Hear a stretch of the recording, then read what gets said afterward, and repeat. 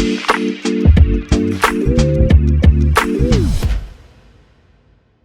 right, hello, and welcome back to another episode of the Chase Thomas Podcast, where I'm still the aforementioned Chase Thomas, coming to you live from Knoxville, Tennessee. Over there in Los Angeles, California, Mr. Evan Sowards joins me, as he does at this time every week. Evan, good evening, sir. How are you? Hello. How are you, man? Not too bad. Also here, over there in Flagstaff, Arizona. Yet still. It doesn't sound right. Flagstaff doesn't sound like a real city name. Like when you say Flagstaff, that just doesn't sound right. It sounds like a made-up town in like Roller Coaster Tycoon to me. Flagstaff. Doesn't sound real. Shout out to Roller Coaster. Shout out Roller Coaster Tycoon. Did y'all play that growing up? Not at all. Yes.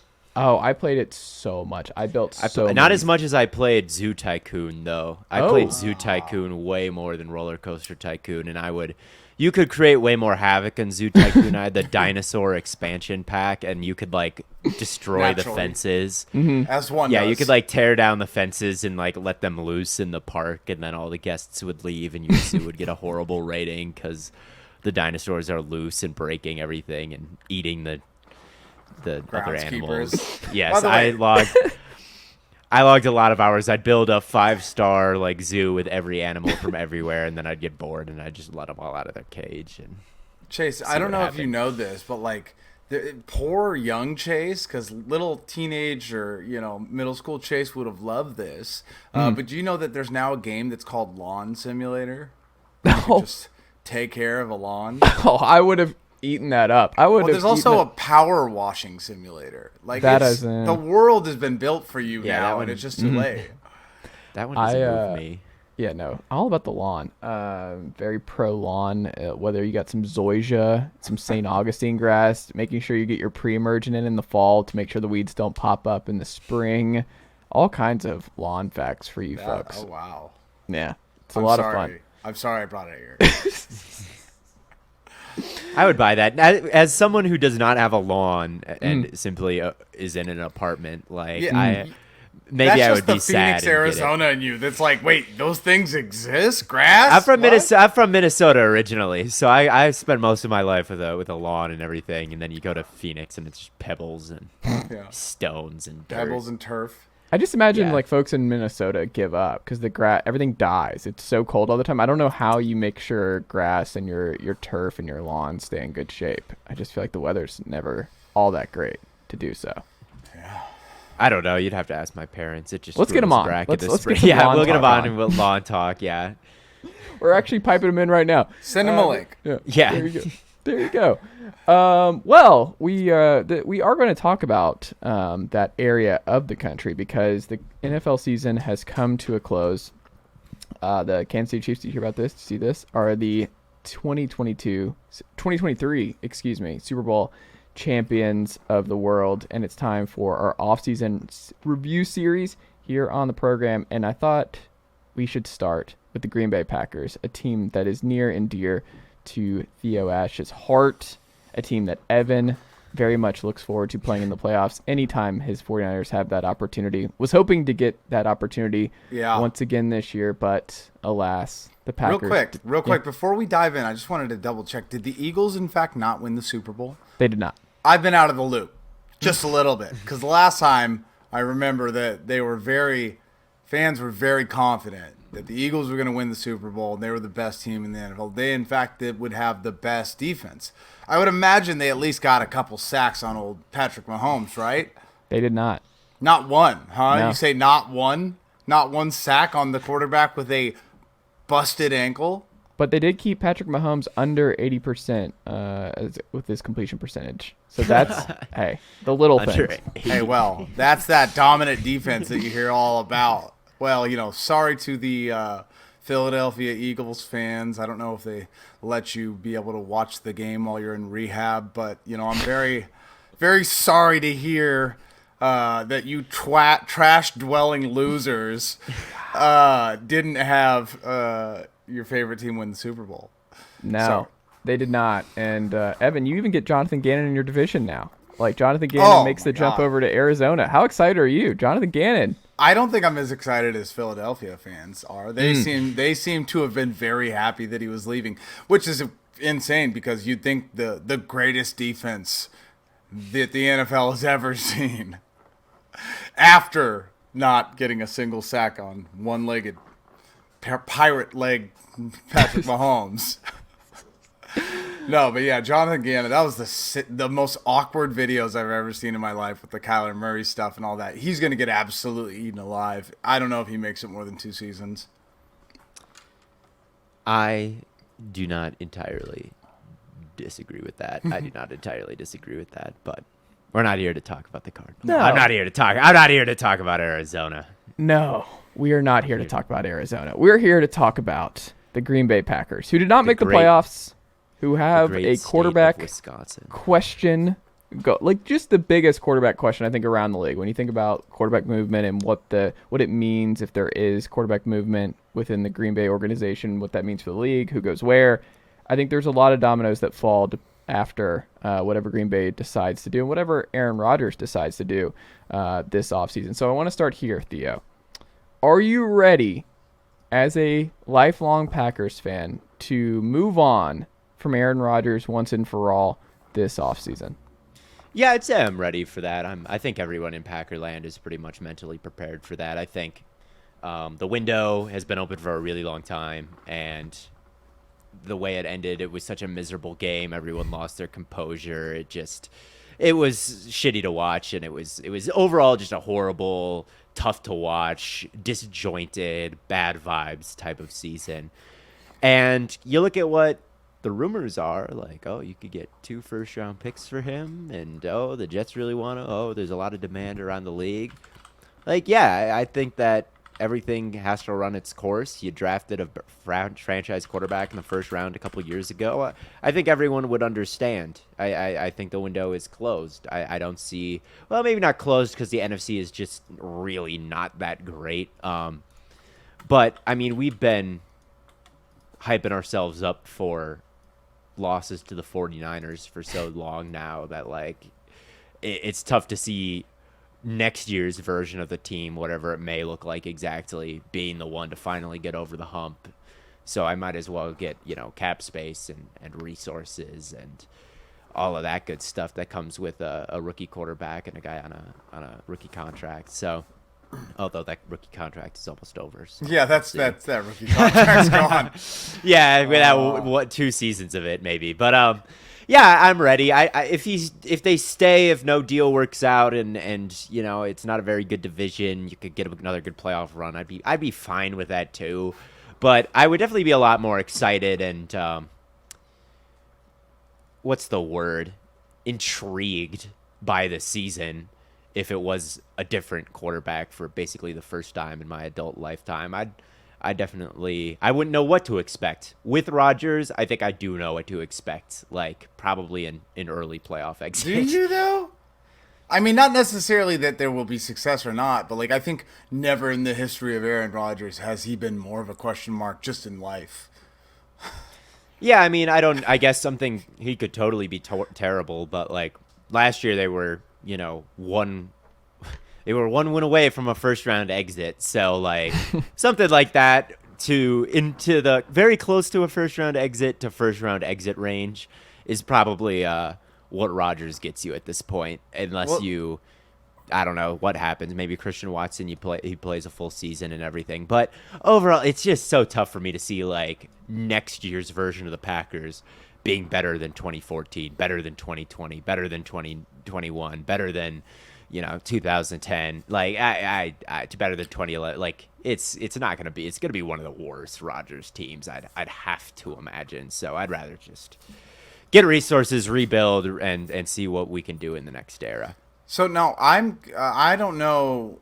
Obviously I don't follow the Packers as closely as you do, but, like, how does this work? So essentially, like, Aaron Rodgers is going to come out of the hole, and then if he sees his shadow, he will be the Packers quarterback next year. Like, how does that whole operation work? Well, I think that he has a lot of say as someone who is probably the greatest Packer of all time. I don't think that they're going to treat him unfairly or poorly. I think they're gonna do right by him. And if he comes out of his darkness retreat and he's meditating and he's really thinking it over, and he comes back with the conclusion, I want to be traded. Like, this is, I'm ready for a new chapter. I'm ready to play somewhere else. We had a great run, but you've got your backup. You've got Jordan Love. Like, you've got this guy. I've done all I can here. I think they're going to say, okay, that's what we're going to do. If he says, I would like to stay, then I'm not totally sure what happens. Because if he says, I would like to stay, I think that he would probably be able to stay. And then next year for sure, I think next year for sure, it will be Jordan Love. They'll pick up his 5th-year option, and it'll be like 1 year to prove it if you're worth that second deal. I think that's what it will be. But if he decides to stay, I think it is still a bit up in the air. If a really good deal comes, the Packers may say, like, this fits our timeline. Like, our timeline is, we're not in win now mode anymore. Like, we're going to reset. Like, they could still want to do that, even if he says, I want to stay. But if he says, I want to leave, I think he's definitely going to get traded. I think if he comes out of his dark room and says, Aaron Rodgers demands a trade from the Green Bay Packers, requests to be traded, I think the Packers would be like, good. We will do that. If he doesn't, I think it could go either way. But I think if he wants to stay, he will probably stay. But I don't feel as confident about that. Evan, if you see the report, he comes out and he's like, I actually am looking to go back home. I'm going back to the West Coast. He already said, I will not be going to San Francisco, is, I believe, a direct quote from Aaron Rodgers. But that was before the darkness retreat. What if he comes out of the darkness and he's like, I was misguided, and the Niners are actually where I need to go.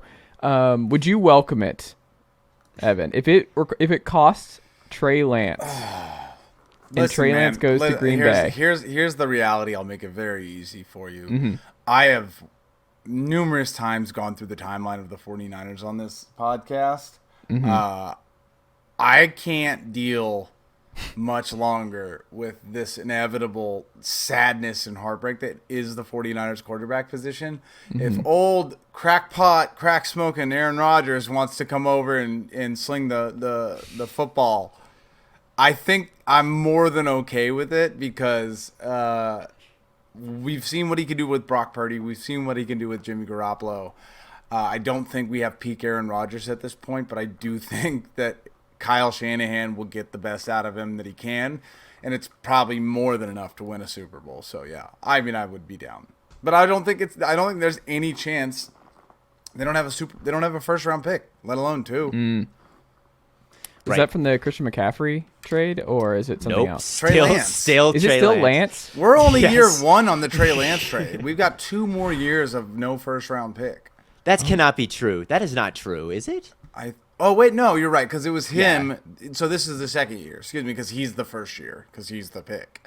So, yeah, next year we have no first-round pick. After that we do. So who knows? Maybe they want to do, like, next year's second, 2021, or, 2025 first-round pick? I don't know, man. It's not happening. Rodgers said he doesn't want to do it, and they don't have the draft capital.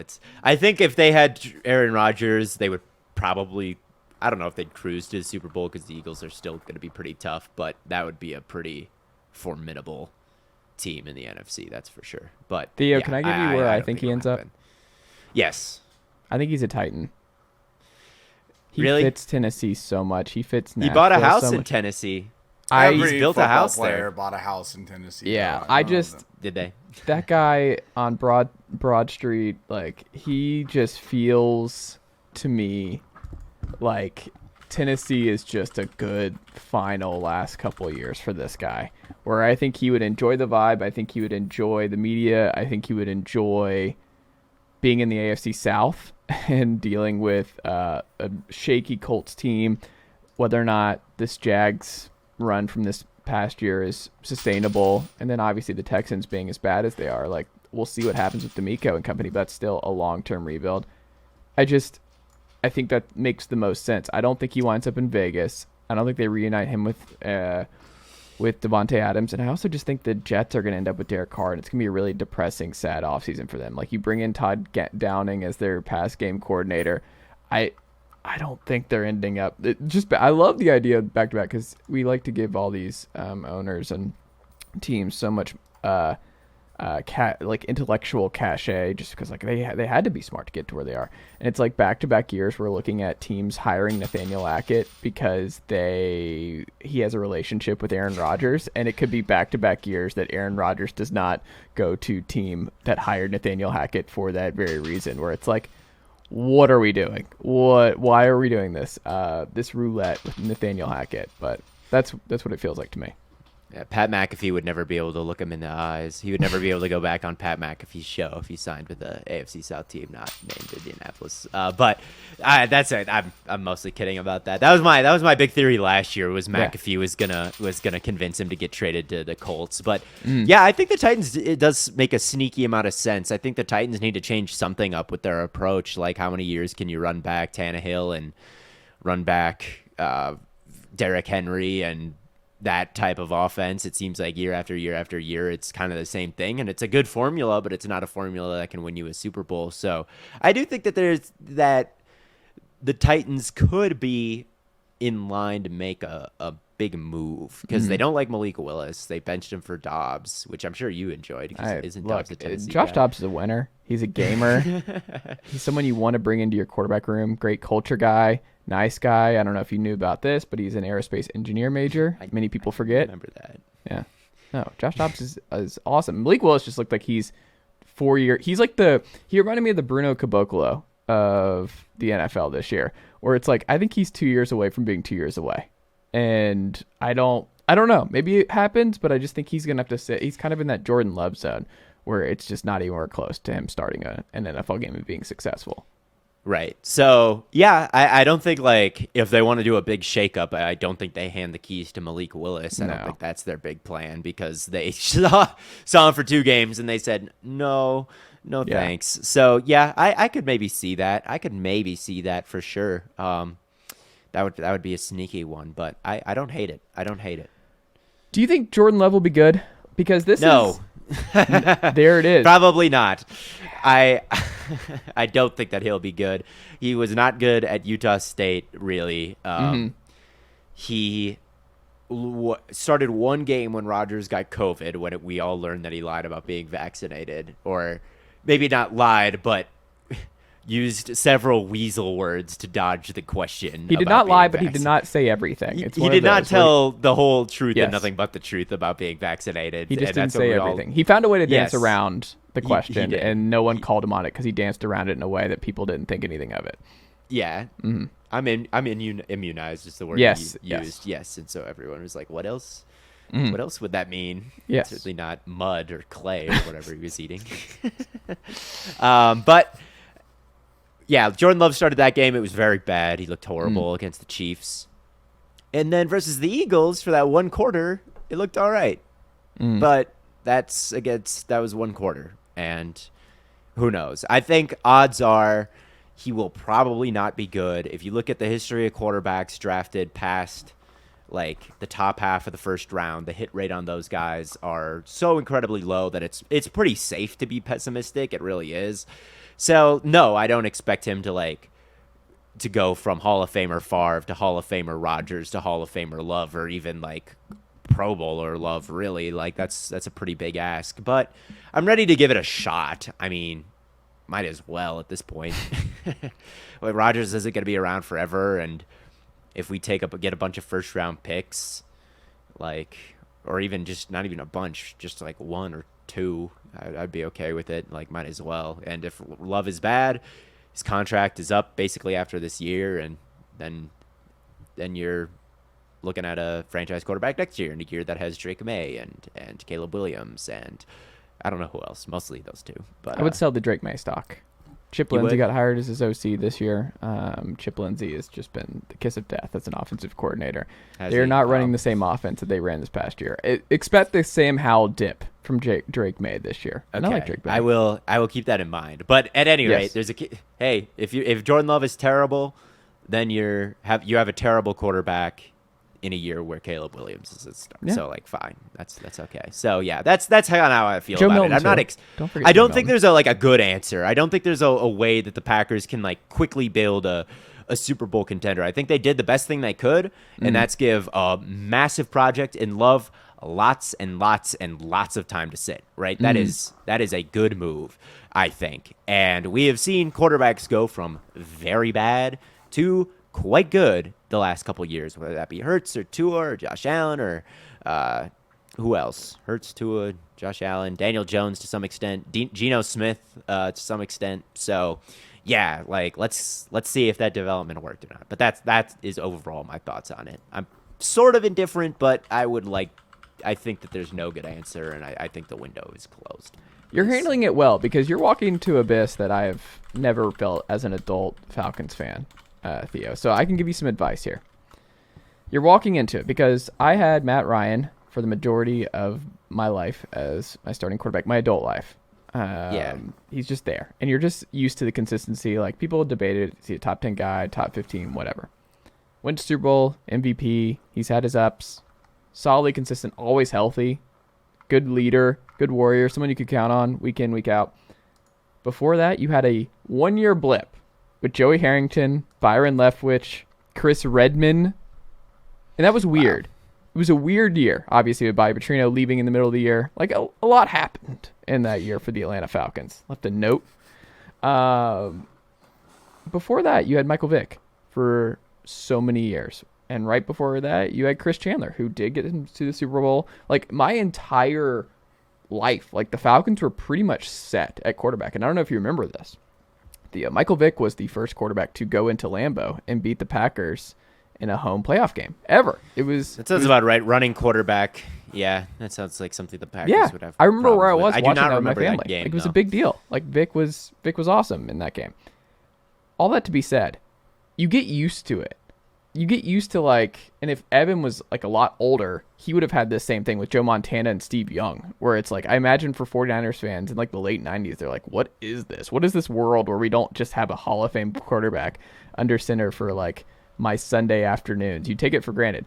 You had your entire life was Brett Favre and Aaron Rodgers, Theo. Like, you've never had this kind of uncertainty. There was some Brett Hundley sprinkled in there. There was some like a little Seneca Wallace for a game or two. Yeah. Right. They were blips. You are Yeah. now entering the full-on, like, you have no idea. There's no succession plan. You just saw what happened in Indianapolis with no succession plan after Andrew Luck's retirement, going from Peyton to Andrew. Well, there is a succession plan. I just don't think it's a very safe right. Well, I just don't think you're going to go 3 for 3, right? Out. Like, no one goes 3 for 3, it seems like. You don't just draft and develop 3 Hall of Famers back to back to back. It just doesn't happen. It's a weird time I don't think we're all, as a nation, talking about how weird it's going to be to see the Packers not have a franchise quarterback and, like, wandering the abyss and just not being good for the next couple of years. I think there's a path where they really fall off a cliff. If Jordan Love is bad and you move off from Jordan Love, and like you said, you can draft high for Caleb Williams, like, we haven't seen like a 3-14 Packers team. We haven't seen like that kind of iteration. Like, I just think it's gonna be weird. It's like the Spurs falling off. Like, it's gonna be strange. Yeah, it's good to be good. It's good to be good, and all I've ever known is like pretty damn good, bordering on great for most of it. So, yeah, I mean, it can't stay that way forever. I think the fact that I've taken a job and I've taken a role as kind of a national guy, and I cover every team and not just the Packers, that it's maybe a little bit less weird for me because, like, I guess I don't root for teams that are bad. I root for Green Bay, but, like, I do understand, like, I've dipped my toes in the water of, like, oh, I hope that this team is good because I said they'd be good, or, you know, I really like their draft, or for whatever reason, I like their players, I like how they're built, I like their culture, something like that. And I'm hoping that this young quarterback succeeds, and then he just doesn't, and I'm sad because I said that they would and make the playoffs or something like that, and it didn't happen. So I guess I've got that experience of, like, oh man, I kind of hope this team does well, and then they just stink.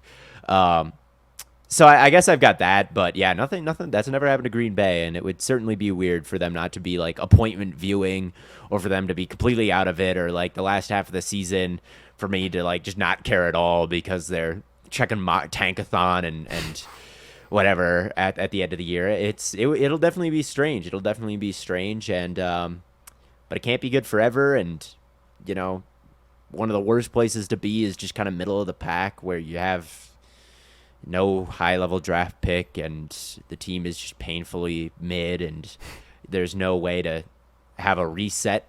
I think most of the time you have to be really bad to get really good. I think that if you look at a lot of the really good teams around the league, it was not that long ago when the 49ers had the, second, third pick in the draft and they took Nick Bosa. Wasn't that long ago when the Eagles were, that's not true, actually. There was that one Wentz year where things went really, really bad, and they had Hurts start at the end. But, you know, that you had to have a really bad year. I guess that's the thing. Like, they were really bad. Wentz was really bad, and that gave Hurts the role. So I think, or the Bengals, they were really bad, and they got Joe Burrow.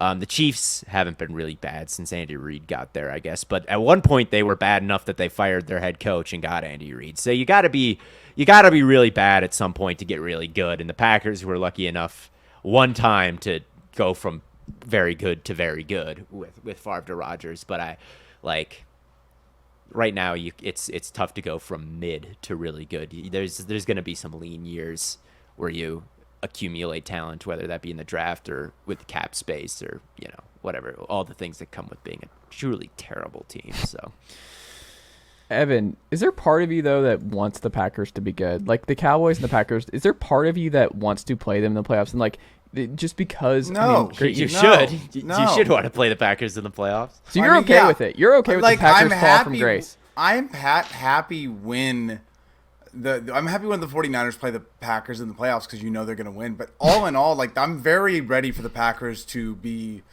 fourth in the division type team. Like, not because of anything other than, like, they've had their run. They got 2 Hall of Fame quarterbacks back to back. They've been relevant for the last 20 years plus of quarterback plays. They've got 2 Super Bowl wins. Like, they've had their run. Like, we need the Buffalo Bills of the world to get, you know, to have their time. We need, you know, just different teams, and I'm okay with that. And also, Aaron Rodgers sucks. And also, it always bothered me that Green Bay, of all places, was this powerhouse. Like, no knock to Green Bay by any means, but it's like, it's just this nowhere city in the middle of nowhere of the country that's only been relevant lately because of the quarterbacks that they got lucky to have. Lately? Well, I mean, like, you know, it's like lately, as it from 1990 to now. We're talking about, like, in the span also, of the entire and NFL. also before that, when they were. There's a man named Vince Lombardi who would like a word with you, Mr. Swords. A man named Reggie White. That's my point, though. Is like literally, like, back in the day, like, it's just, I don't know. It's the same thing. I have the same issue with Alabama being a powerhouse. Like, no one's ever going to go to Alabama. Like, no one wants that. But like no one wants to go to Alabama. Like, no one wants to go to Green Bay. Like, you think you should be? We think we should be like the Premier League and have all the teams in London, or have like the LA Premier League where all the football teams are. Just Evan like would love that. Evan would Inglewood really like and that. and Hollywood and 2 downtown and. No, like I think we've got too many teams in LA as it is. But no, I'm just saying, I think I wouldn't mind seeing some new blood. The problem is, though, is I don't really know what that new blood looks like. Like, if Detroit. and that, honestly, that I'm really excited about. Like, I would much rather Detroit have a moment, you know, for the next 5 or 6 years where they're the ones commanding that division. It's not going to be the Vikings. So, I think, hell yeah, bring on the Detroit Lions.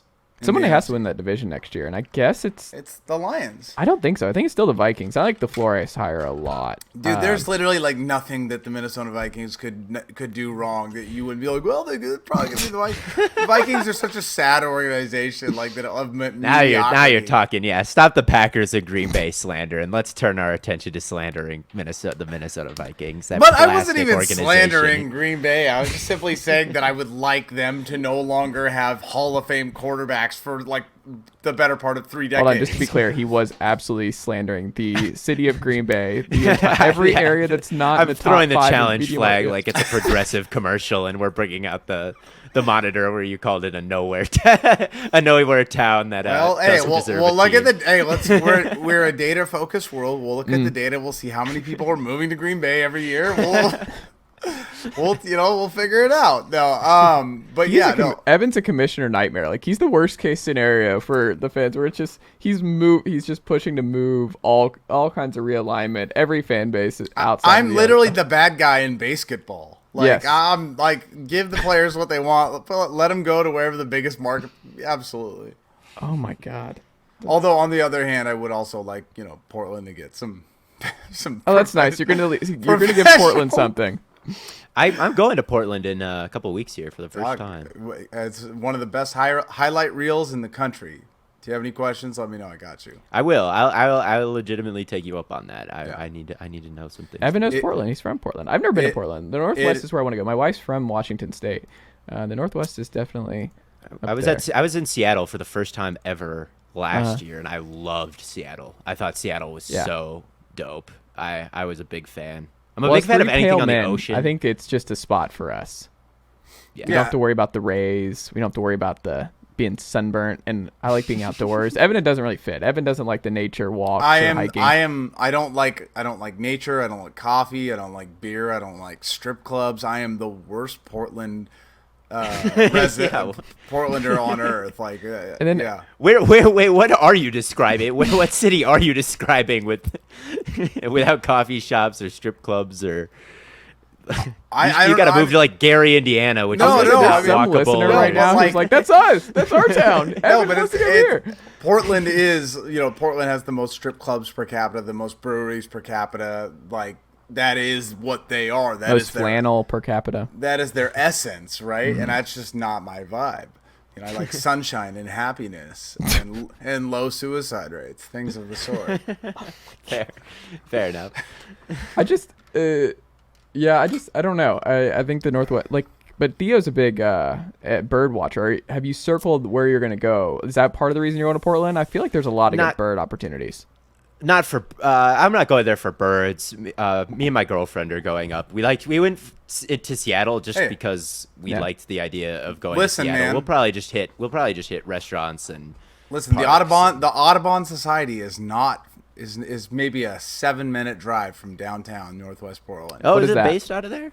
Yeah, the Audubon Society is right. They're like the bird overlords that track everything. Yeah, they're the ones who will. I don't even know exactly what they do. They just if you want some information on birding locations, I'm sure they designate birding areas or breeding areas, or if there's gonna be a preserve, it's the Audubon stamp, you couldn't hunt there or something. I'm sure they've got some polls. I was really disappointed when I found out the Audubon Society was not about birds on a racetrack. No. on a John very fast... James Audubon, the bird, the big explorer from I don't know when, but he wrote some early North American field guides and did a bunch of bird research, so that's why it's called Audubon. It's old JJ. We are look at us over here just hitting all the things, right? We're talking about hold on, grass, the off season. That's birds. the fun part about the off season is we can go off topic. We can talk some birds. We can talk all kinds of stuff on this program. To flip it back to Theo for a second, on the defensive coordinator front, I thought this was pretty interesting. Packers fans, you had this natural transition, right? You had the local hero, Jim Leonhard, who has just been an awesome college DC for so many years. How many Packers fans are going to lose their minds if Jim Leonhard, who I think interviewed with the Eagles today, gets the Eagles DC job opened up by Jonathan Gannon taking the Cardinals job, and the Packers not just moving on from Joe Barry, who Packers fans did not like. Did you share that sentiment and wanted to move on? Okay. I don't like him. The roster is so talented. Jair, Rasul Douglas is good. There was Stokes. They drafted Devontae Wyatt, so you could have had Rashawn Gary, Devontae Wyatt, Kenny Clark, Preston Smith. Then in the linebacker room, Devondre Campbell was coming off an all-pro type of year. They drafted Quay Walker. You had Adrian Amos and Darnell Savage. The safeties, on paper, I didn't think there was many defenses that looked better, really. It wasn't really a discernible, huge flaw or weakness. And when you got a defense like that, like, play man. You've got the guys. Don't, like, in zone coverage. There's always going to be holes. There's always good quarterbacks are always going to be able to, like, find it. You know, they didn't blitz. They just were very vanilla all the time. And it's like, you've got the guys to just be aggressive and hold up on the back end. And you can win one-on-ones if you're going to go in a penny front and you're going to have 5 down linemen and there's one-on-one. You've got the guys to win all that. Like, play like you have the roster that you do. And Joe Barry was like, no. We're going to go in deep zone. We're going to put a roof on everything. I don't care if we get sliced. It was like the worst run defense in the league, despite the fact that they had all this talent in the front 7. It was just really frustrating. It was really frustrating starting week 1 when Justin Jefferson was just killing everybody. And it's like, you've got Jair Alexander who could follow him around and do a decent job, and you just didn't do that, and there were blown coverages left and right. And overall, it was just like, they played light boxes the whole year because they were so scared of getting beat over the top. So light boxes, 2 high safeties, and they just got, like, run on to death. One of the worst run defenses in the league. And it's just like, I wanted someone more aggressive. I wanted for the coordinator to call plays like when Belichick has a defense, like, that guy just plays cover 1. Like, when he had Gilmore, who won Defensive Player of the Year, he's like, well, I got Gilmore and J.C. Jackson. We're just going to play cover 1, and our corners are going to lock up, and you're not going to be able to do anything because we can devote more guys to the box, more guys to the pass rush, and we can still hold up.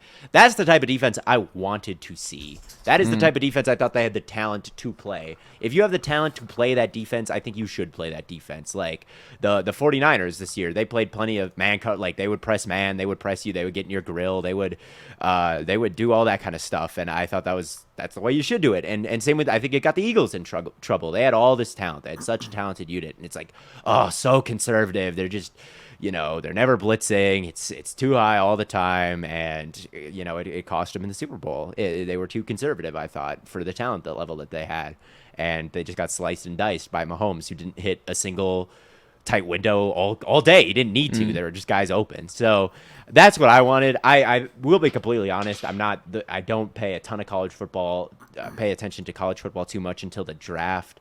So I don't know if the Wisconsin defensive coordinator would play something differently than that, but I would have appreciated someone that is not Joe Barry, just because he is so he plays scared, in my opinion. So, and I get that you want to limit explosive plays, and if you get more explosive plays than the other team, you win the game like 80% of the time or whatever the number is. And so, like, let's limit explosive plays. Let's make them dink and dunk all the way down the field. We think he can win if we can make him do that. I get it. Everybody wants the Fangio guys because, Josh Allen and Mahomes played badly against 2 high shells last year. I get it. But now everyone has a Fangio guy, right? And when everyone's super, I guess no one will be. I think we don't have a Fangio guy. Ryan Nielsen, I don't think, qualifies here in Atlanta.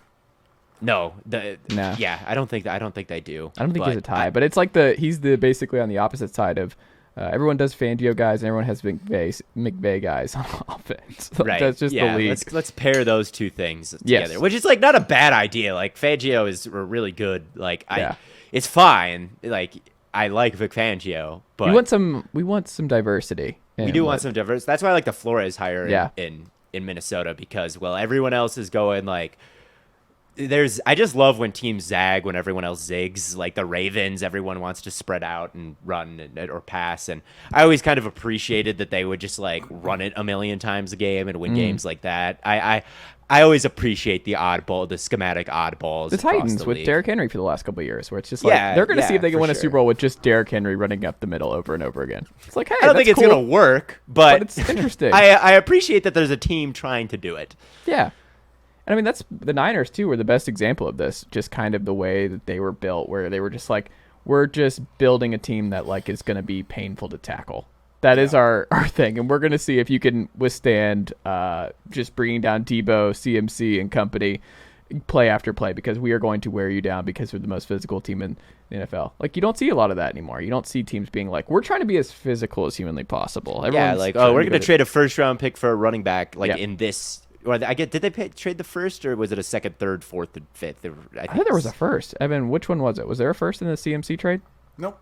I think it was not like a first? second, a Okay. third, and a fourth. I think Yeah. equivalent value, if you were to add all the picks they got up, it would definitely have added up to a first round pick, but I don't think it was quite a first round pick. But still, they're the team that's doing that when everyone else is running backs are not that valuable. And I agree, running backs are maybe not that valuable, but I appreciate that there's a team willing to try. And with CMC, it probably you would say it's working out so far, considering what they did after they got him. So yeah, we'll see if that keeps up. But I would like a more aggressive defensive coordinator. I would like to see them say, we have a good secondary, we have Jair, we have Sewell Douglas, we have Stokes next year.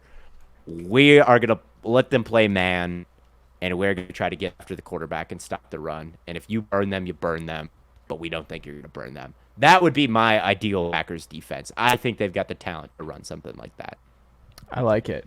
Do you have any nice words in 30 seconds for Steve Wilks for Evan here, now the new defensive coordinator for the Niners? Do you think it's a seamless transition? I think it's tough to screw up the 49ers defense with all the talent that they have. Obviously, I think he did a very nice job in Carolina this year. I would expect not too much to fundamentally change because the defense was so good. I think any defensive coordinator will say, we want to run a scheme that fits our guys and our players. And I don't think there was much meat on the bone in San Francisco when it comes to the stuff that they were running. There's still going to be Fred Warner and Dre Greenlaw mugged up and then turning around and carrying guys up the seam. They should still ask them to do that. They should still play, press man. They should still always get in the nickel front and always rush, or not nickel front, always, because they would play lots of base. They should still match, you can match 11 personnel with base if you want to because the linebackers are so good. You can always line up with 4 down linemen because the linemen are so good, Bosa is so good and Armstead. So I would hope that Wilks doesn't change the direction of the team too fundamentally just because they were so good. Why would you do that? Still have Hafongo walk up in the box and rush the passer. Still do everything you did last year. The blueprint is there. Just replicate it as closely as possible. All you need to know is that Robert Saleh was getting yelled at by fans to get fired before they drafted Nick Bosa, and then after that, when Nick Bosa plays, they win football games. That's statistically proven.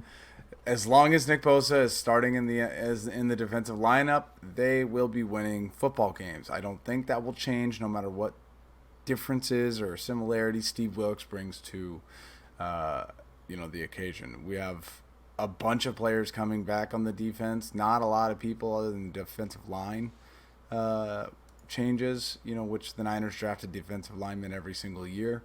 So A little bit different than the Eagles, who I think 8 of their 11 starters on defense are gone going into next year, I want to say. Oh, you mean the Oscar the Grouch equivalent of a city is not going to have the same luxury next year, and they went all or nothing just to only be nothing? Wow, weird. Maybe Niners fans are enjoying this. That's what I was thinking about. The Niners, I don't know what the Eagles did. The Eagles... The players and Evan, I didn't think the Eagles fans. No, the players. I mean, whatever. I mean, the trash talking between players was funny, especially with Devo and all that. But I can't stress this enough in case anyone's confused. Philadelphia fans were the most miserable fan base I've ever interacted with on Twitter in my life. I've never seen anything like it. If I was, as a 49ers fan, if I played against I don't know, the Vikings or something in the playoffs and Kirk Cousins gets injured immediately, I'm going to be yo, I feel bad for Vikings fans, man. That's a tough beat. That sucks. I'm not that I'm empathetic or anything like that, but Eagles fans were they smelt blood. They're get him. That's right. We knocked your quarterback out. We did that on purpose. It was the most aggressive thing I've ever seen from a fan base ever. And in all sports, if you're going to talk shit to that level, you better hope to God that your team that you're a fan of, you don't even play for them, wins. Because you don't want to end up being like Philadelphia running around now when your football team didn't win a Super Bowl, and you have to go back to living in the city of Philadelphia, which is like the 5th or 6th best big city in the country, and there's only like 7 or 8 of the cities. It's tough. It's a tough beat. It is a tough beat. Theo, as we wrap up here, you're getting into your draft stuff. You're preparing, you're watching a bunch of Jalen Hyatt tape, and you're like, how is this guy not going number 1 overall? Then you're like, oh, Darnell Wright, right tackle? Like, how? I love Darnell Wright. I do love Darnell. I actually have watched. The man Darnell is so Wright. clean. He's so good. He doesn't give up a sack. He does everything he needs to do. He's just gonna be solid. As more people get into the draft, like as the offseason goes on, everyone's gonna watch the Alabama game versus Will Anderson, and then everyone's gonna be like, he's. Do you know who you didn't notice in the Alabama Tennessee game? Will Anderson. Yeah, someone you didn't notice in that game. But also, I think he got matched up a lot with Gerald Mincey and J.J. Crawford a little bit. So it depends on which side. Because Dallas Turner was on one side. Yeah. But when he was on it, it's like, man, this right tackle is, first of all, gigantic. And second of all, doing a very good job. And then he played well at the Senior Bowl. So that's all. I haven't watched him specifically, but I've watched teams play Tennessee, and he's always kind of caught my eye. Darnell Wright. If the Packers drafted him, I mean, they have like the 13th pick in the draft, so I don't think that will happen in the first round. But speaking of that, when you think about their pick and who you looked at, I'm going to give you the one who you have your eye on for 13 for them, who you would go depending on who you think will be there, and then based on what you've seen from this front office to this point, where do you think they'll go at 13? Where do you think their head's at? Because I'm going to go ahead and guess y'all would go different ways at 13. Oh, Theo, your mic went off. They always draft someone I don't like. They just, it never fails. I didn't like Stokes when I watched him. I didn't like Devontae Wyatt that much when I watched him. I didn't like even Christian Watson that much when I liked him. I didn't like Jordan Love when I watched him. I didn't love the Rashawn Gary pick. Now, a lot of these players are very good players. So, every year it's like, oh, God, I didn't like him. But at this point, I've got to be like, okay, well, let's give him a chance. So they will draft someone I am not a fan of, which means Myles Murphy is on the way. He's big. They love drafting big dudes. He's like 6'5". He's 270 pounds. He's got long arms. He's like, they're definitely the type of prospect they like. They love size. Quay Walker's 6'4". Devondre Campbell's 6'4". They always draft big wide receivers. Like, they will never touch anyone undersized at like any position, basically. They very much value size. So they very much value things that I apparently do not value, because they always draft guys I don't like. I don't like Myles Murphy at all. But they'll probably just take him because they always do this. They always do this. I would like them to take someone a bit smaller. Someone I've watched that I love is someone like Nolan Smith from Georgia. I think that guy is fantastic. He is so bendy. He's got a pretty good array of moves. Great technique versus the run. I'm a huge Nolan Smith fan. I would take him in the top 10 of the draft. I don't think he's going to go there. I think he's going to go to the combine. I know he had a reported like 40-something inch vertical in high school. He was the number 1 recruit above guys like Kayvon Thibodeau and who else was in that class? Kayvon Thibodeau's the name you need to know. He's number 1. So just a total freak athlete. I think he's going to go to Indianapolis, and I think he's going to weigh more than he's currently listed at, which is currently like 235, which is ungodly light. I think he weighs more than that now. I think that hasn't been properly updated, and I think that he's going to crush it. I think he's going to kill it.